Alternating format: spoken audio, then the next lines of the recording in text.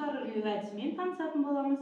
Мен Перизат Орынбасарқызы және менің көмекшім Нұрбек Жанерке. Өте жақсы, Жанерке. Жанерке, сен шар үрлеу білесің бе? Иә. Қане шарды үрлеп көрсете қойшы маған.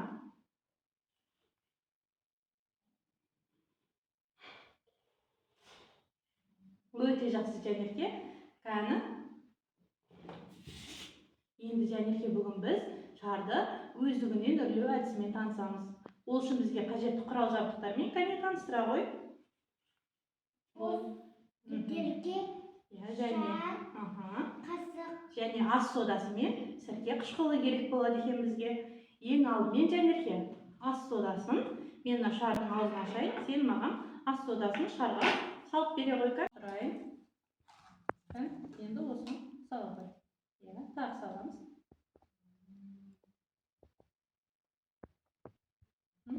Тағы да 2 қасық салам. Толтырып салам.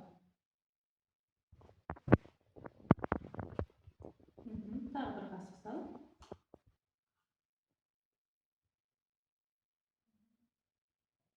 Өте жақсы, жарайсың. Енді мынаның ішіне былай қоя сал. Енді бізге осы бөтелкемізге сірке қышқылын құямыз. Сірке қышқылын балалар үлкендердің көмегінсіз өздерің қолдануға болмайды. Енді осы сірке қышқылының аузын жауып қояйық. Жанерке, қане шарды мен қазір мына аузын құйып беремін. Сен шарды жоғары көтер, жарай ма?